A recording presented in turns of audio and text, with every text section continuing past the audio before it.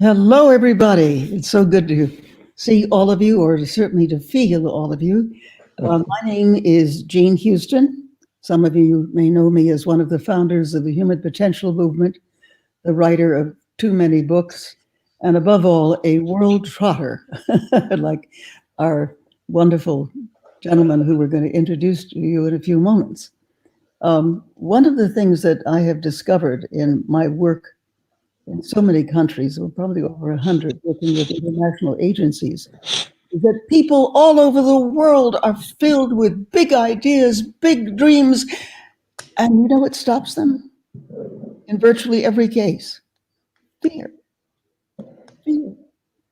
And yet, fear is a kind of alchemical power, because when it can be turned around and opened up, it can yield incredible creativity, incredible benefits.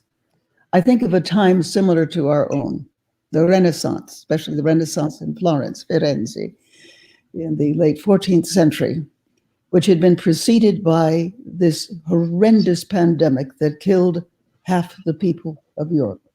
Familiar. The thing about pandemics, not in every case, but in usually more than a few, is they seem to also activate the incredible need to start a new world. The Renaissance in Italian was called rinascita, rinascita, rebirth, a new becoming. And of course, what you had was people beginning to open up their hearts and minds and spirits to new poetry, new art, new sculpture, new ways of being. And above all, a movement beyond fear to creativity, and not just any ordinary creativity, but co-creativity. People meeting and talking together. People saying, dreaming the higher dream, redeeming the time, redeeming the unread vision of the higher dream that had been percolating in the back. The same is true today. And today I have this great honor of introducing a friend of mine who is right in the forefront of the new dream, of the new possibility, but he has figured it out. He's figured it out so much that in his 40-year time working in Silicon Valley, he has actually been the impetus and the inspiration to some of the leaders in the fields of not just outreach, not just the new technology, but the inreach that allows the human soul and body and mind to get beyond the old phobias, the old fears, and have rinascita, new birth. And not just Silicon Valley, but he has journeyed all over the world, helping leaders in almost every field to really lift the veils of the old time and enter into the new time. So his new book, which I must say is extraordinary, The Journey Beyond Fear, The Journey Beyond Fear. And what it opens up is a whole new kind of hero and heroine's journey, which we'll talk about later. The book is so important that, as he says, when you conquer your fear, you achieve your potential, you make a positive difference in the lives of everyone around you. So, my friends, may I introduce you to the author and to this great world traveler and world creator, John Hagel. Hello, John. Hey, Jean, how are you? It's such a privilege to be on the stage with you. I've been such a big fan of your work, and you've been a pioneer in the whole human potential movement, as you said. So I'm very grateful to be able to connect here. So I'm hearing a bit of an echo. I don't know. Are you okay with no echo? Okay. As long as John, tell us something about your new book and what drove you from your own life, your own history, your own living through the drama of changing times to write such an extraordinary and powerful book that isn't just a call to renewal. It gives us the practical steps, the capabilities to really achieve the things that we've been yearning for, but most of us have gotten stuck. Thank you. There were two catalysts for the book.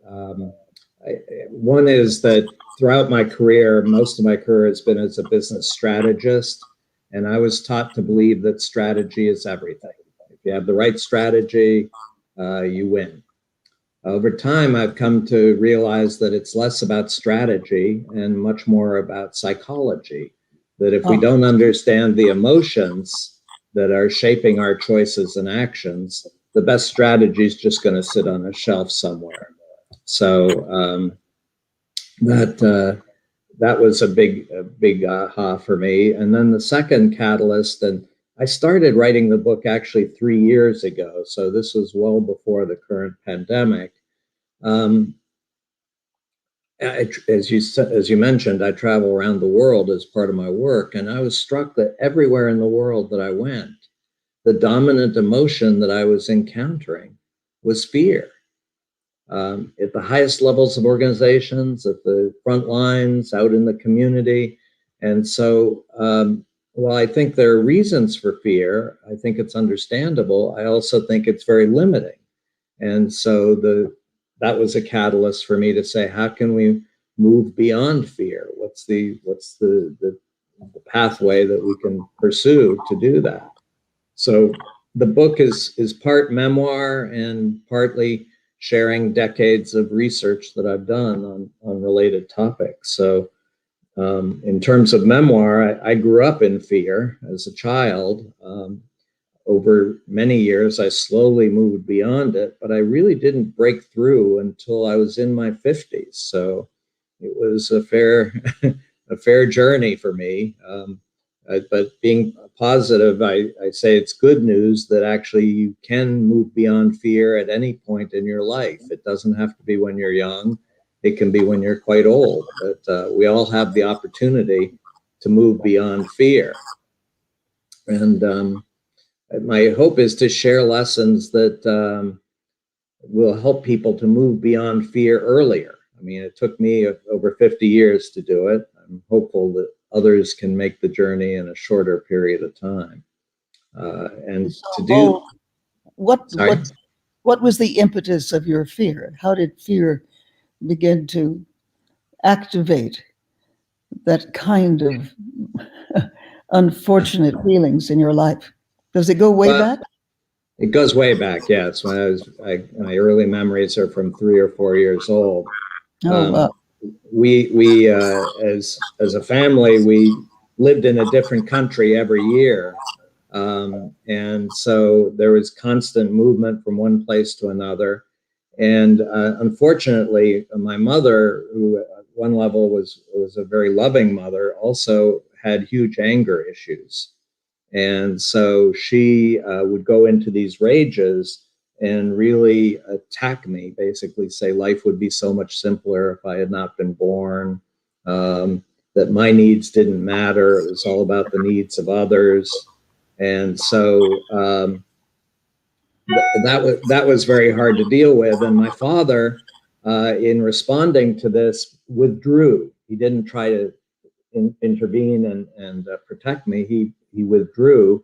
And so I was really feeling that anger directly. And then also, because we moved every year, I didn't have a broader network of friends and family that I could connect into to give me support. I was really on my own. So that was really the genesis of my fear, for sure.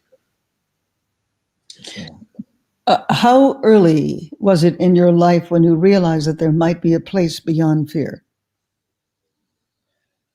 Well, I always actually had a sense that there was a place beyond fear. I mean, as a child, one of the ways I had of coping with the anger and the family issues was I retreated into my room and read science fiction books.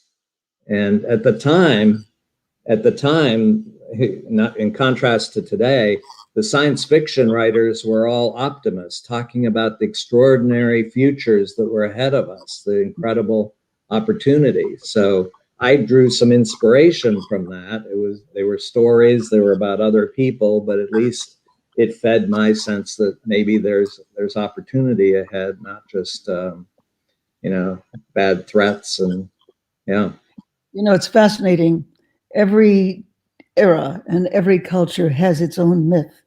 And I think the mythic structure of our time came from science fiction. You know, that we could go to the stars, that we could go to the center of the earth, that we could transform even our physicality to a whole new order of being. It was new ways of being right in front and leading on. So, I mean, I share that. I was also early science fiction writer. You dream Well, the dream and you make it happen. yeah, and the interesting thing to me is to see the transition in science fiction writing. I'm going to generalize, but when I was a child, the science fiction was all about the incredible future opportunities ahead of us. Today, it's all about dystopian futures. The world's going to be a horrible, horrible place. Get ready for it. And it just feeds the fear that people already have, but it certainly doesn't have that sense of optimism and opportunity that really supported me. You know, I had sort of the opposite experience from you. My father, who was a comedy writer and saw everything as funny, used to say to me from the time I'm 3 years old, Jeannie Pott, never be afraid of anything, never be afraid of anything, never be afraid of anything. And he worked it out with me in really ways that would be considered criminal today. He would take me out, I'm 3 years old, he would take me out on his shoulders deep into the ocean. He was a tall guy, and the ocean would come up to his chin. He would then pick me up and throw me in the ocean. You know, Daddy, I can't swim. And he would say, Jeannie, you saw your doggy swim, dog paddle, dog paddle. Okay. You know, and I got to be a pretty good swimmer. And everything was that kind of challenge. He put me in front of thousands of people at the Hollywood Bowl to follow Kate Smith and sing God Bless America, even though I had lost my voice to whooping cough, but still I had to carry on. Anyway, that was my early training. So fear was not allowed. I'm not so sure that's good, but I remember an example that followed me not very long ago, well, probably about 15 years ago. I was working in an African country, and I got caught in the midst of child soldiers who were shooting at everything. And I was being shot at, and I dove into a trench. And I remembered my father, never be afraid of anything. And then the shooting stopped, and I realized that the young boy who was shooting at me, I think he'd run out of bullets. And I decided to change the story. And I realized I had chewing gum in my pocket. I don't even chew gum, but I happen to have it. And I got out, and I just filled myself with a sense of delight and opportunity. And I walked toward him, and I presented the chewing gum. And he got so excited. And we sat there for about a half hour, just chewing gum together and talking about what he really wanted to do in his life. And I arranged for him to go to school and have quite a different future. How does fear also, and you do brilliant things about this, activate profoundly new ways of being, new opportunities, even opening up the sky to a drama of possibility that one didn't see before? Well, I focus on what I call three pillars in the journey beyond fear that I think can be helpful to all of us in terms of, first of all, recognizing and acknowledging the fear, but then moving beyond it. And the first one is what I call a personal narrative. Well, I call it narrative.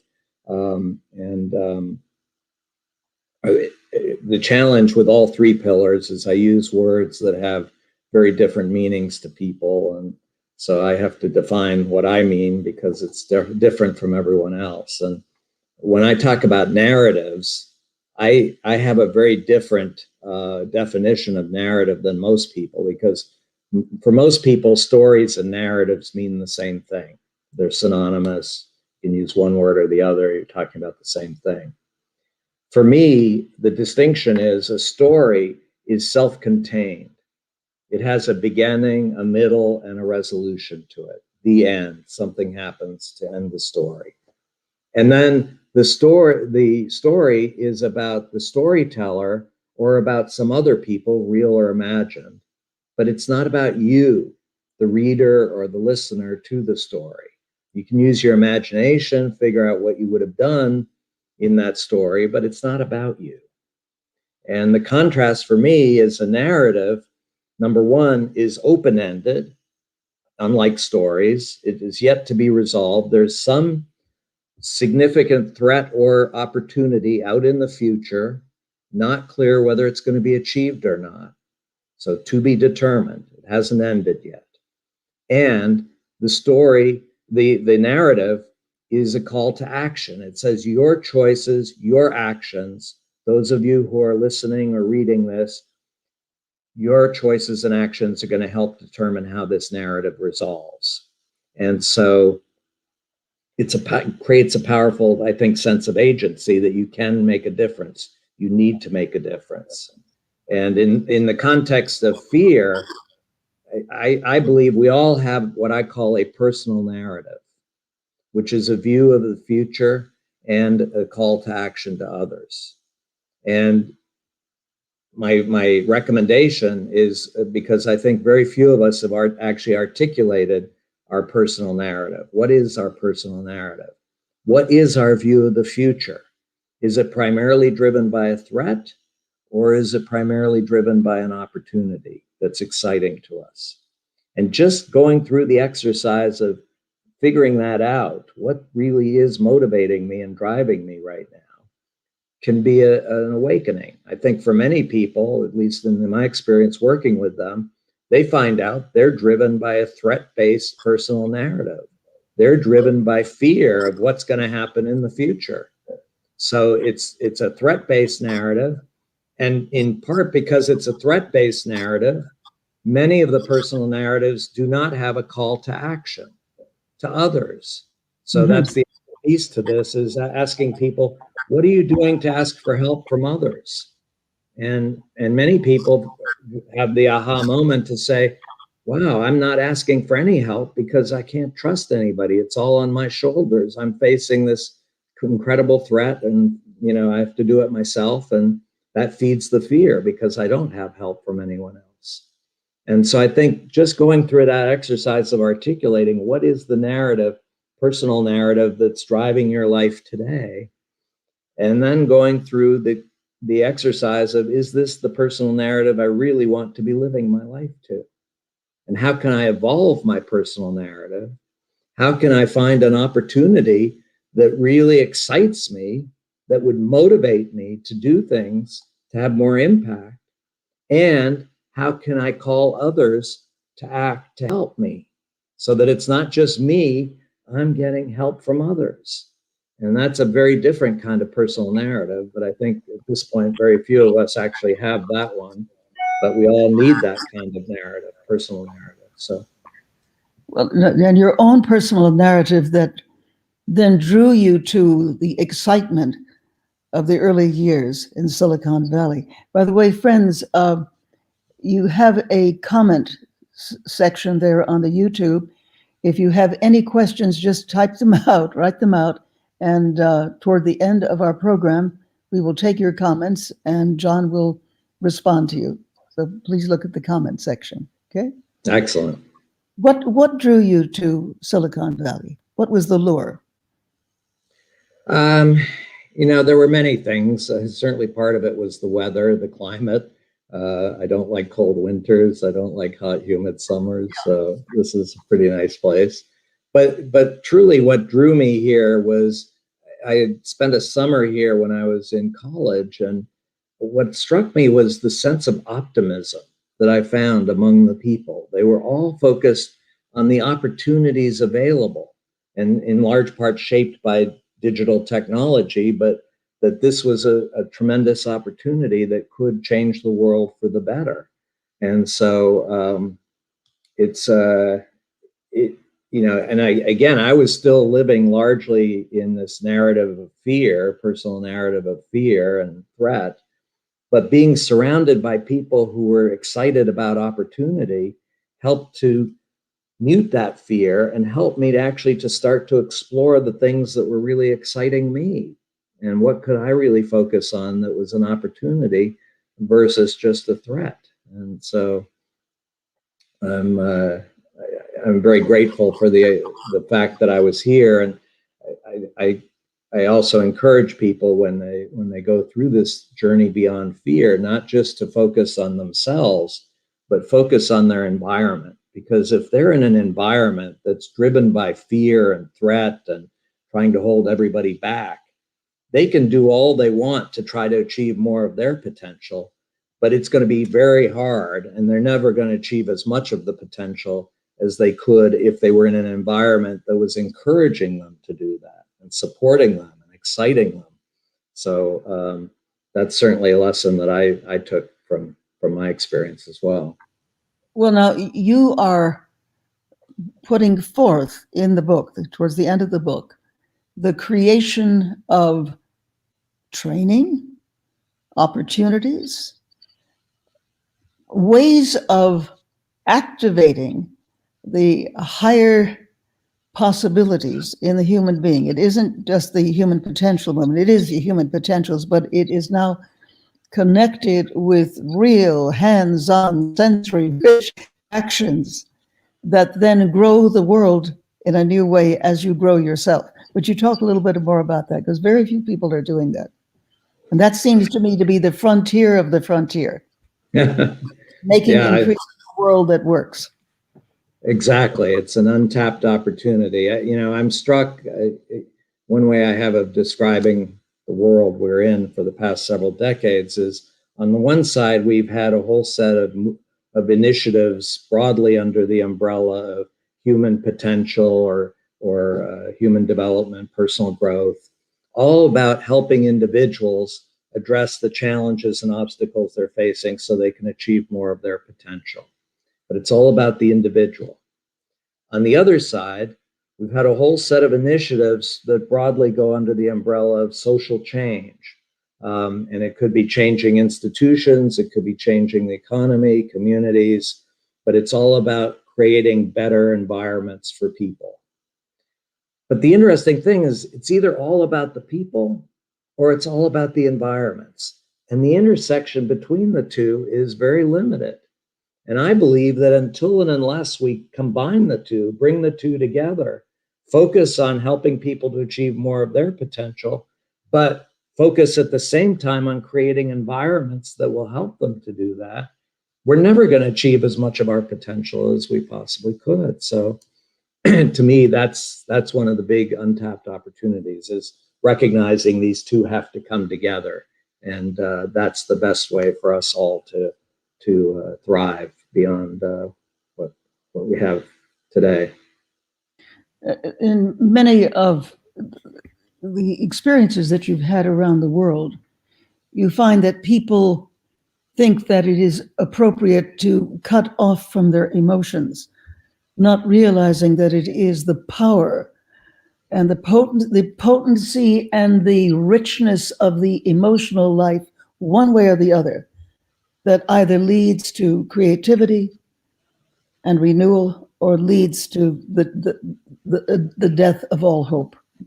Give us some stories of how you've been able to work psychologically with this tremendous emotional conundrum and be able to help people discover the power of their creative and positive emotional life. I think it's one of the big challenges is I believe that all of the I'm going to generalize, but I think it's a fair generalization, that all of the large institutions we have today around the world are actually very hostile to emotions. It's all about, and it starts, by the way, with our school system.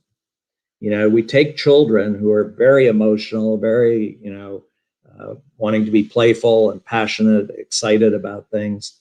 And we bring them into the classroom and we say, just listen to the teacher and memorize what the teacher has to say and play it back on your exams so you can demonstrate you've memorized.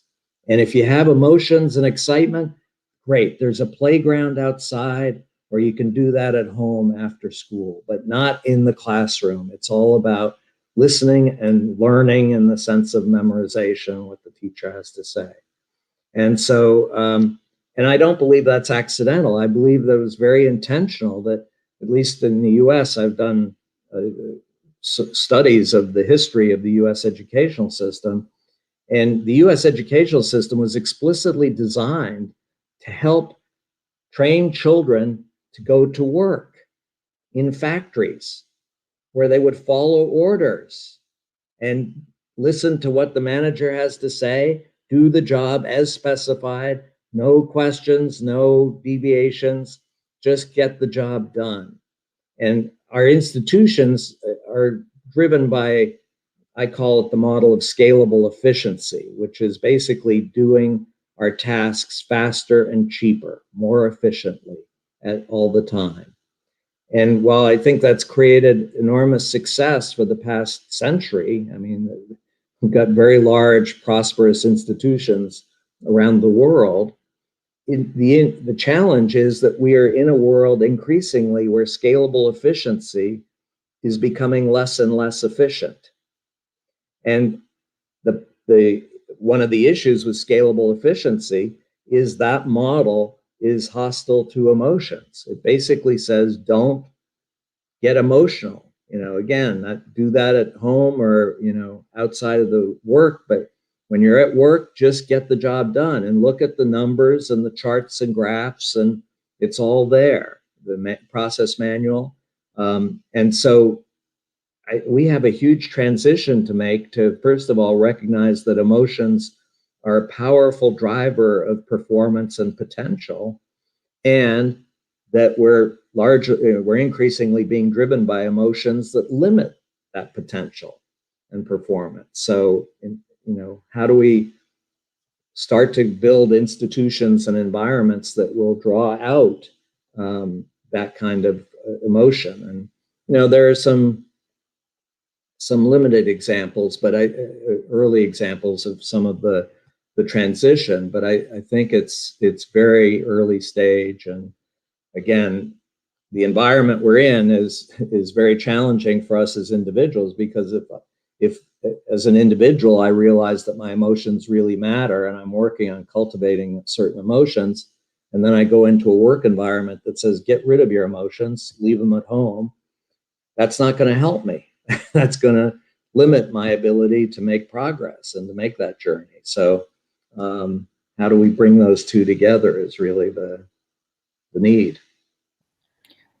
Annie is asking, there's a lot of people with a lot of questions. Oh, great. Yeah. It says, the survival and fear walk hand in hand. It prevents personal growth. To bring a person out of survival mode and really trigger their potential and creativity, what is the first step for it? And she asks, safety? Wonderful question. Safety is helpful for sure, but I think one of the challenges, and this is, by the way, part of the book too, is I believe we're in the early stages of what I call the big shift, which are long-term forces that are reshaping the global economy and society. And part of that big shift is increasing performance pressure. Competition is intensifying, pace of change is accelerating. So safety in that kind of world, I mean, yes, we need to seek safety, but we're never going to be fully safe. We're in a world that is of increasing pressure. And so the challenge again is, and I'm to be clear, I am not in any way suggesting that we eliminate fear, that we're going to be able to get rid of our fears. I believe we're still going to have fears. It's a natural and understandable emotion. The opportunity is, how do we cultivate emotions that will help us to move forward in spite of that fear and act to have more impact? And I think in that context, the key to me is focusing people on finding an opportunity in the future that really excites them. Even if they're not in a position of total safety right now, what is it that could really excite them and make them motivated to move, even if they're not really safe and there's risk, but they're so excited and motivated? And how can we get them to come together with others that will support them in that journey so that they're not doing this alone? And I should mention, just as context on that, one of the key themes in the book is the notion of what I call impact groups, which is small groups of 3 to 15 people who come together. And it's around this notion of pursuing opportunities and overcoming fear. But the reason I emphasize small groups, and this is based on a lot of research in very different environments, is if you go above about 15 people, you begin to erode the trust-based relationships, deep trust-based relationships that are critical for these groups. But these groups have an interesting two aspects to them. On the one side, the participants in the groups are supporting each other. They're encouraging each other. When you run into an obstacle or fail at what you've tried to do, they're there to support you and say, no, this is worth going for. This is really exciting. You know, we're behind you. We have your back. On the other side, at the same time as they're supporting each other, they're constantly challenging each other. They're holding everybody accountable and saying, you know, you came up with this idea, but how about this? This is perhaps even better in terms of the impact it could achieve. And so it's challenging to get to better and better impact, but they're doing it with respect for each other. Again, today in the institutions we have, if you challenge somebody, it's clearly with the intention of putting them down and advancing your own agenda. In these small impact groups, if you're challenging somebody, it's because you're all committed to getting to better and better outcomes and impact. And you're doing it with respect for each other because you want to help each other to get to a better impact. So again, I think that's an environment that can build some sense of safety, but I caution again, it's safety with challenge. I mean, you're being challenged at the same time as you're being supported. So yeah. That's wonderful. But also, you know, the sheer irony that we are not armadillos. We don't have a hard protective shell. So many of our soft parts are right outside, available, vulnerable. And Andrew Sitar asks, can you both speak to the use of humor as a way of creating safety to help people shift from the fear of humiliation into a context of humility in the flow of learning? In educational context, reminds me of the old joke that Mr. and Mrs. Flea go to the movies. And after the movies, they come out and Mrs. Flea says to Mr. Flea, darling, shall we walk home or shall we take the dog? You know, and I've got 1,000. But the thing is that what humor does is it shakes up the old reality. And it brings in seemingly unlikely things and it puts them together and it creates a new world. I've had the good fortune to have known some of the great comics of our time. And all of them were always thinking of the unlikely, the impossible, to make a new pitch for a new reality. You know, I'm sure you've Absolutely. Had that experience. John Gilmore asks, he's from Cape Town. New civilization education focus, consciousness education, unlocking resilience, leading to metacognition, ? Activation of the emotional immune system. Activation of the emotional immune system. How would you respond to it? Wow, that was a question. No, I think there was a lot embedded in there. I'll say two things.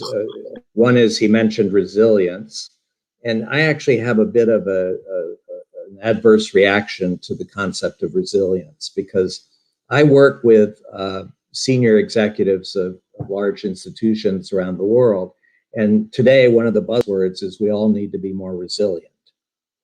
And when I probe what they mean by resilience, ultimately the answer is, it's the ability to bounce back, to get back to where we were. And I say, why would you ever want to go back to wherever you were? Why don't you want to move forward and achieve more potential and more impact? And so again, I think this resilience, certainly I think many people want resilience to mean something broader and deeper, but at least in my experience, when it's used in the institutional world, it's to pull people back to where we were and hold us back. When we have unexpected situations. Absolutely. I think what John is also suggesting is consciousness education. He brings that up right up in front in your face. I mean, we are not encapsulated bags of skin dragging around dreary little egos, We are organisms in a flow with all manner of realities. That's what makes us human. It also makes us afraid. And this whole sense that the new physics, something that I write a lot about, the new physics, which shows that we are interdependent with the universe itself. We are a hologram of the hologram. We have access. And I think that I bring this around because I think what you are proposing for new forms of education and training is a way in which we enlarge our sensibility of who, what, where, how we are, as happens in Renaissances, but also to realize that we have access, we have all manner of access to larger domains of information, larger domains of possibilities, and that we are latent with these, just like we all descend from a dot, a little drop, a fertilized egg, this little dot that grows into us. How many more dots do we have within us as human beings that can grow and become fertile in a world of new becoming, because we are the universe in miniature? Yeah, no, and I think certainly this sense of unparalleled opportunity is really central to the work that I have, and a key part of consciousness is recognizing. I think one of the issues with fear that I see is there are opportunities all around us, but fear blinds us to those opportunities. We don't see the opportunities. All we see are the threats, the things that are potentially challenging us and putting us down. And so in that context too, I just wanted to make a reference to his comment about immune systems, because again, that's a central theme in my work. I use the metaphor of immune systems for large institutions. I think one of the challenges in driving change in a large institution is the immune system. It's people who are driven to hold back and return to where we were and protect what we have versus pursue opportunities. And again, I don't think the immune system in large institutions are evil people. They're very well-intentioned people, but they're driven by fear. They are afraid. They don't want to take any risk. They can't take any risk. And they view anybody who's trying to change things as creating risk and therefore a threat. So, put them down and let's get back to where we were. And I think the key in all of this is finding ways to open people up to the notion that there's so much more opportunity to have more impact that's meaningful to each of us as individuals. And we need to create the opportunity to pursue that. Instead of becoming archaic in the service of the old ego, which is, but in your work and life, where you have activated the higher possibilities, the higher opportunities in so many people and organizations, what do you do? This is a question here. What do you do for yourself to be able to stay in that open sesame, open environment of possibility that allows you to live a better story and to teach a better story and a better way of being? What do you do for yourself? I just follow some of the advice I have in the book, which is, again, it's one of the three pillars. It's this notion of passion, which again, I use somewhat nervously because passion has so many different meanings to so many different people. But for me, this comes out of some very specific research I did that led me to identify a particular form of passion that I call the passion of the explorer.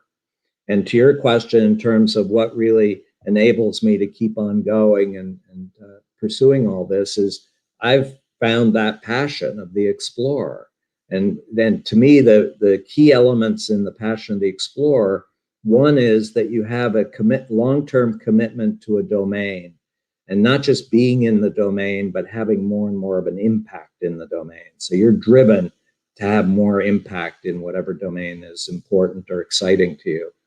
And then secondly, it's a notion of a questing disposition, which is what's your reaction when confronted with a challenge, unexpected challenge. People who have the passion to explore, they're excited by those unexpected challenges. This is an opportunity to really get more impact, to achieve something that hasn't been achieved before. Let's go for it. And then third element of the passion of the explorer is people who have this passion have what I call a connecting disposition, which is when they confront those challenges, their first reaction is, who can I connect with? Who can help me get to a better answer faster? They're constantly connecting with others and seeking help. I mean, they're acknowledging they don't have an answer and they need help. And it helps them to build trust with others because they are expressing their own vulnerability and looking for ways to connect with others in a more positive way. So to me, again, back to your question, that's what's really driven me, is discovering this passion of the explorer for me. And it's certainly my advice, again, when we go back to the children, so many of our children are being told, well, become a lawyer or a doctor or something else, because that's the prosperous and profitable career for you. And I have two daughters. The only thing that advice I gave them was, as children, was find your passion and don't stop until you've found it. And then once you've found it, find a way to connect it and make a living from it, so that you're not just doing this as a hobby or on the side. And to me, that's the advice we should be giving all our children, is find that passion, don't stop until you found it, and then find a way to make a living from it. Because in a world of increasing pressure, if we're just going into a career because it's the right career and a profitable one, good luck. You're not going to have the commitment to really make more and more of an impact that people with passion do, and you're going to be more and more challenged in doing that. So anyway, that's... What you are actually offering is an answer to Joseph Campbell and the hero's journey. Now, he was a close friend of mine, and we did a lot of seminars together, and we fought all the time because he insisted there was no such thing as a heroine's journey. I said, what? Oh, wow. Whoa. And then he said, well, you do it. You write about it, Gene. Because he was following the traditional hero's journey in 240 separate contexts and cultures. But you see, what you're offering is really the place beyond the hero's journey, where you feel the call. Well, you also have that. You refuse the call. Oh, no, it's too much. I can't. Then you cannot stand yourself anymore. And you say, okay. And then all kinds of allies show up, and you have to cross the great divide of otherness and meet the guardian at the gate, which is all your old fears. You get past that, and then the supernatural powers show up, and they say, we've got a live one there. Let's help him. And it then goes on and on and on. But what is lacking in the classical hero's journey is, as Joe told it brilliantly, and it was the source of Star Wars and lots of other things, is the subtlety of it all. The subtlety and the shift in the psyche that is really growing a new kind of human being. Again, remember that little dot that is not just for our body, but also something. I have a new book coming out soon about future humans.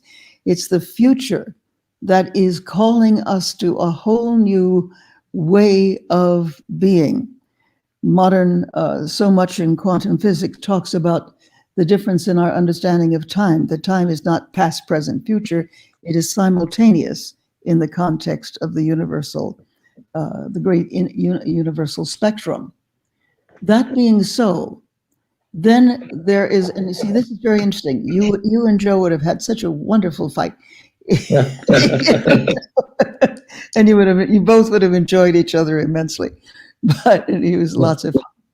But the other thing is you are actually opening up domains of the human psyche in resonance with the way the universe itself works. And we know a lot more about that. So that the creative urge and edge, and you talk a lot about edges in your work. The creative edge is always there, not to have us jump down and die, but to have us to discover even more edges. And beyond that, a whole new landscape, or should we say, inscape of possibility. What is your image of here in this new journey of hero, heroine, and future human, and becoming an evocateur of new possibilities? What do you see as the possibility in the next 10, 15, 50 years that will change the story of breakdown and with very little breakthrough that is the common story today? Give me the new story coming from your work. No, well, it's, again, it draws on a lot of the work that I've done around this notion of the big shift, the forces that are changing the world. I love paradox, and one of the paradoxes that I embrace around the big shift is, I mentioned earlier, these forces are creating mounting pressure on all of us. We're facing more and more pressure in this changing world. At the same time, it's creating exponentially expanding opportunity. We can create far more value and impact with far less resource, far more quickly than would have been imaginable a few decades ago. And so to me, that's really what's exciting and motivating here, is the opportunity to really pursue those. But again, if we're driven by fear, we don't even see the opportunities, much less have the motivation to pursue them. So it's all about seeing them and getting excited about them and being willing to pursue them, that I think allows us to really achieve much more of our potential. And I will say to you, I mean, I think you would agree with me on this. I cringe too when people say we're working to achieve our full potential. I push back and say, you'll never do that, because there is no full potential. There is no limit to our potential. As soon as we achieve some potential, there's even more potential to be achieved. It's ever expanding potential. And so we're never going to achieve our full potential. Our goal is to achieve more and more, and doing it together with others, not just, in isolation ourselves. Because again, I've become a strong believer that no matter how smart and talented any of us are as individuals, we're going to be much more effective at achieving our potential if we come together with others, starting in small groups, but then connecting those small groups into broader networks, so that we can really scale the impact that we're seeking to achieve. Adopted mother and great friend, she lived with us the last years of her life, Margaret Mead, you see her behind me.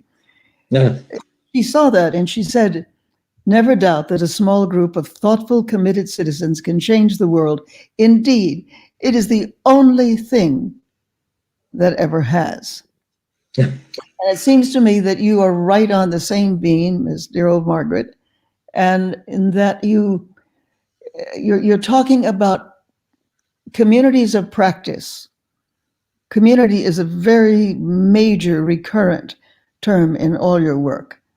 Communities of practice. I want you to describe, please, something of what you hope to bring together in the next few months, few years, but it's not far off, right? And with all that you know, it's very possible. Describe a day in the life of this of practice, and what they're doing and what they're learning and how they are growing and becoming. Yeah, so my goal with the book, with writing this book and getting it out, was to make it a catalyst for creating a new kind of center. That's my next stage of my life, next chapter of my life, is creating this center. And the goal of the center is to offer programs and services that can help people on the journey beyond fear. And my sense is that initially, most of the people coming to the center hopefully will have read the book and be intrigued by it, want to do more, want to make more progress on the journey, but they're going to come as individuals. And so the focus of the center very early on is how can we bring some of these people together into small groups, impact groups or communities of practice, who will share that desire to move beyond fear and help each other and support each other on that journey. And so it's a notion of, over time, having more and more of these groups come together, form as part of the programs that are being offered, and then supporting those groups and helping to connect those groups so that there are broader networks, so they can learn even more from a broader range of people and experiences. But it's also this notion of viewing this as a journey. So while I talk about programs, programs could be a workshop that are a few hours or a few days, and then it's over. No, in this center that I have in mind, it's not over. That's just one step in the journey. And then there's a whole set of other steps that can and need to be taken to really achieve the potential. So that's my hope and aspiration. Wonderful. Should you not have children as your teachers in these communities?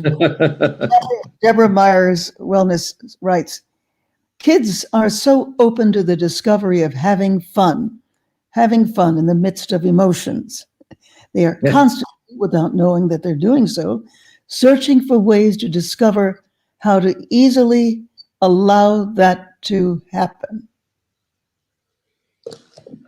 There are your professors. we all need to become children again. That's a key aspiration that should be for everyone. It's that sense of curiosity and excitement and creativity, imagination, wanting to connect with others. When I talk about passion, I get a lot of pushback from people saying, well, wait a minute, some of us are capable of passion, but most of us just want to be told what to do and have the security of a paycheck and, make a living. And I say, well, no, let's go to a playground and let's look at children 6 or 7 years old. Show me one that doesn't have passion, real excitement and curiosity, and driven to take risk and learn in the process. And what happened? Well, they went to school, and most of us lost that passion or failed to continue to search for it, and come to believe that we're not capable of the passion. It's just for a select few. But so I'm a strong believer that we all need to draw out the children within us and restore that excitement and curiosity and desire to have more impact. So, yeah. Hagel says, I agree with you, Deborah. Kids are so open to the world, and really our goal should be to protect this in them instead of putting them into current framework of education not designed for exploration. So you want to have kids continue as the great explorers, yes? Yeah, and I think the distinction I make is I talk about what I call the passion of the player, which is what I think most children have. And passion of the player is somebody who gets really excited about something, wants to pursue it and curious about it. And then next week they get distracted by something else and they get equally excited by that and they want to pursue that. But they're just players. They're moving all across and all kinds of different things. The passion of the explorer is when you find a domain that you can really commit to for your life, that really excites you enough that you're going to be there for your life and have more and more impact in that domain. So I think that's the opportunity we have is to really cultivate that passion of the explorer, find that domain and connect with others who share that passion, and the sky's the limit. You know, I once made a study of Shakespeare's education, his own education. And one of the important parts about it is that theater was critical to the education. So they could embody Caesar and Brutus and Cleopatra, and they would become these great heroes and play them out. And of course, then that probably led to his career as a playwright. But that when children can become what they behold, incarnate ideas, become the living, pulsing reality of an idea, which was Shakespeare's education, then there is no limitation to their ongoing becoming. John, do you have some plans? Do you have some plans for your beginning to create all this, to create the context, the learning centers where this can come into being? Absolutely. No, I've already started developing what I call some pilot programs just to test out some of these concepts and see what's really helpful to people. But I've got a pilot program around the notion of the personal narrative, helping people to articulate their current narrative and evolve their personal narrative. So that's one program. Another pilot program is around this notion of passion of the explorer, how to discover our passion of the explorer and really pursue that.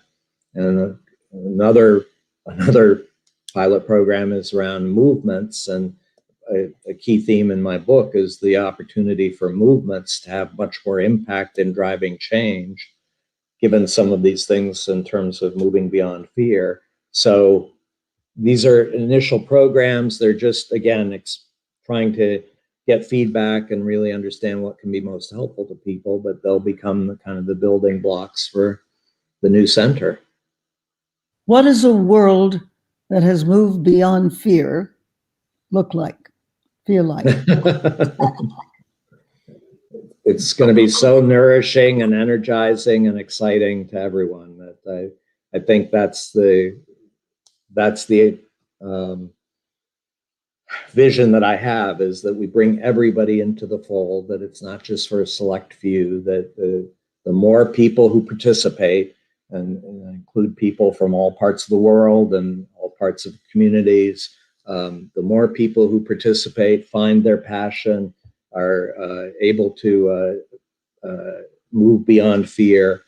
I just believe the sky's the limit again in terms of what we can achieve. And I certainly will give a plug. You mentioned you're a prolific writer, and you're just finishing a new book, and the new book is all about the possibilities of future becoming. And so I think that's very much aligned with what excites me here. So it's great. What I did during the pandemic is, like you, I couldn't travel anymore. Normally I'd have been in many lectures. No, and so I met somebody online who I have never met in person, who lives on the island of Mauritius. And we discovered, and she's sort of the female Einstein. And together, working every day on Zoom. God bless Zoom. The new world religion is Zoomism. We wrote a trilogy, and the first part of it is coming out in August. But what about who we yet are and may be, and what is rising in us to be manifested? It reminds me of the great lines of Christopher Fry in his play, Sleep of Prisoners. It goes, "The human heart can go to the lengths of God. Dark and cold we may be, but this is no winter now. The frozen misery of centuries cracks, breaks, begins to move. The thunder is the thunder of the flood, the flow, the upstart spring. Thank God our time is now, when wrong comes up to meet us everywhere, never to leave us till we take the longest stride of soul folk ever took. Affairs are now soul-size. The enterprise is exploration into God. What are you making for? It takes so many thousand years to wake. And Wake, for pity's sake. Gene, the time is now. I'm looking at the clock. We're at the top of the hour. And so we, unfortunately, I believe, are going to have to adjourn. I wish this could go on forever, but I'm just so grateful for the opportunity to connect with you. I think, we share so much alike in terms of the opportunity and potential, and looking forward to continuing the journey for sure. We will continue, as will everybody else who's on this call, and is evidently having a marvelous time. Thank you, friends. Wonderful. Thank you. Great to see you.